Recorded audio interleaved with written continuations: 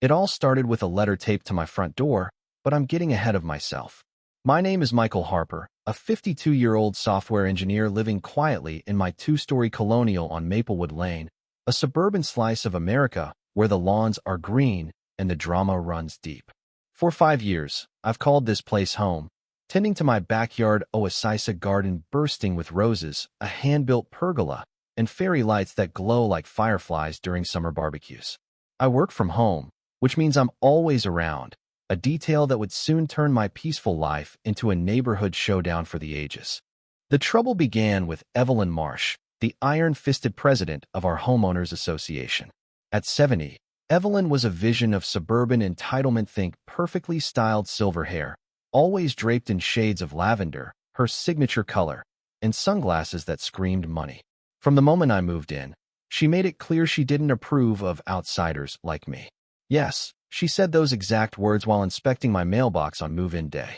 Evelyn ruled Maplewood Lane like a queen, cruising in her sleek black Mercedes, hunting for infractions. Too many cars in your driveway? Fine. Trash bins out past pickup? Fine. Grass a half-inch too long? You get the idea. Most neighbors grumbled but complied, too tired to fight her reign of petty tyranny. Me? I took a different tack. I followed every rule to the letter, kept my lawn pristine, and smiled at her with a politeness that drove her nuts. She wanted a reason to hate me, but I gave her none. Then came that Tuesday morning in May. I was sipping coffee in my upstairs office when I heard voices outside.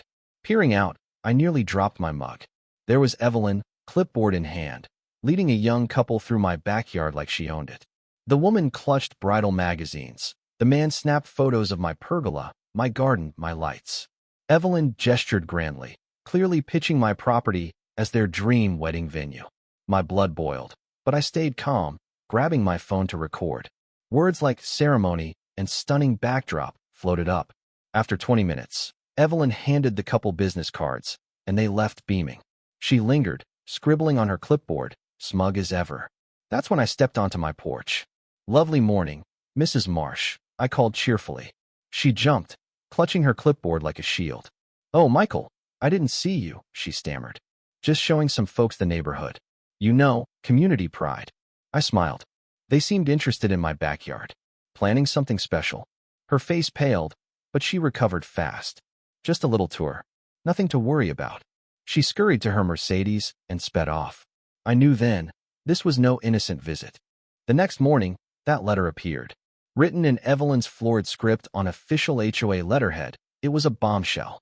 "Dear Mr. Harper," it began, "per HOA Regulation 52C, your property has been selected to host the wedding of Sarah Coleman and Ethan Brooks on Saturday, June 15th, at 2 p.m. This is a mandatory community contribution. Noncompliance will result in fines and legal action."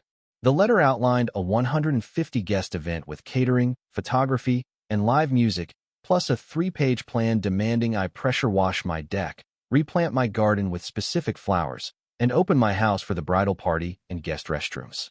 I read it 3 times, torn between fury and disbelief. Evelyn had fabricated an HOA rule to hijack my home for a stranger's wedding.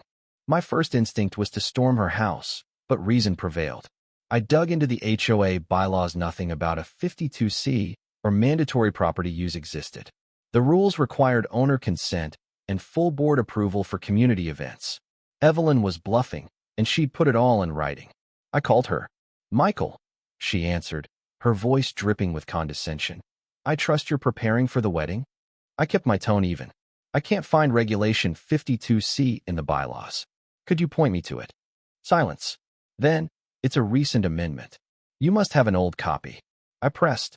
"I checked the HOA website this morning. No amendments. And the bylaws say board approval is needed." When was the vote? Her facade cracked. "This is a done deal, Michael. The Coleman family deserves this wedding, and your backyard is perfect. You're obligated to contribute." When I asked for the board's documentation, she snapped. "The wedding's happening, ready or not. Don't make this harder than it needs to be." She hung up, but I had what I needed, an admission of fraud. I called my brother, James Harper, a police captain nearing retirement. At 58, James had seen every kind of entitled nonsense in his 25 years on the force. When I told him the story, he laughed. This lady's trying to steal your backyard? Not on my watch. Let's have my retirement party at your place same day, same time. We'll fill your yard with cops. It was perfect. Not only would we block Evelyn's scheme, but we'd do it with a yard full of officers. We planned a barbecue bash for 25 colleagues and families, complete with banners and a sign reading "Private Property, Invited Guests Only." Officer Karen Lee, James's partner, sweetened the deal. Her brother, Tom, owned a party rental company and offered tables, chairs, and a banner proclaiming, "Happy Retirement, Captain James Harper." My lawyer, Susan Carter, reviewed the letter and called it a clear case of fraud and harassment. She drafted a cease and desist order and learned Sarah and Ethan had no idea their venue was my private home. They were victims, too. Saturday, June 15th, dawned sunny and warm, ideal for a party or a showdown. At 7 a.m., James and his crew arrived, transforming my backyard into a festive scene. Blue tablecloths, police badge centerpieces, and classic rock set the mood. Tom's banner gleamed, and signs marked the property as private. At 8 a.m., the first catering truck rolled up. I met the drivers, polite but firm. "There's no wedding here. I'm hosting my brother's retirement party." They were stunned, showing a contract signed by Evelyn. I explained she had no authority, and they called their boss, fuming. Florists and chair rentals followed, each getting the same story. By 8:30, my street was a circus of confused vendors. Neighbors peeked out, drawn by the chaos. Mrs. Jenkins from across the street brought cookies for James's party. The Patels next door joined with their kids. Our guest list swelled to 35. At 9:15, Sarah Coleman texted me, panicked. "There's confusion about my wedding venue. Please call." On the phone, she was near tears. "Mrs. Marsh said you agreed to host our wedding." I broke the news gently. Evelyn had lied, taken their money, and planned it without my consent. Sarah sobbed, realizing her dream wedding was a scam. As I hung up, Evelyn's Mercedes screeched to a halt. She stormed out in a lavender suit, sunglasses askew, and bellowed, "Michael Harper, you're ruining everything." James stepped forward, badge gleaming. "Ma'am, explain your authority to book events on private property." Evelyn faltered but rallied.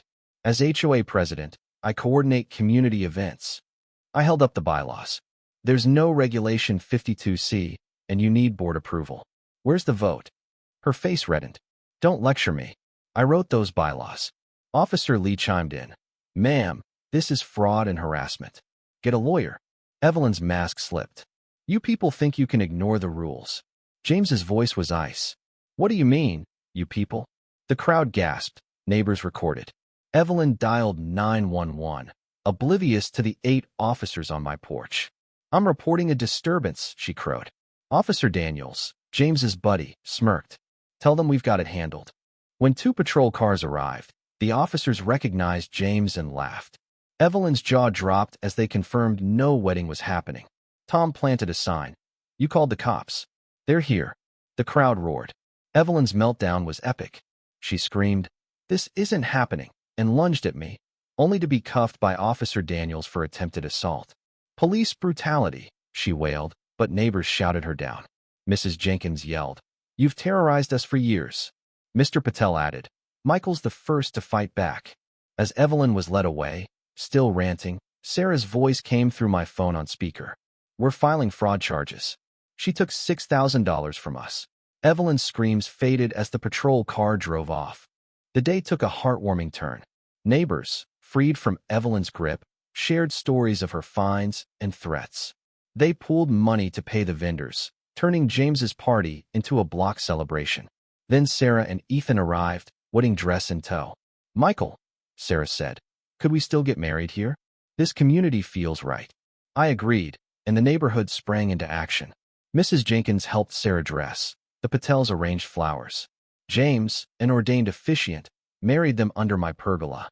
The 50 guests cheered as Sarah and Ethan kissed, a moment of triumph over Evelyn's chaos. That evening, Susan called.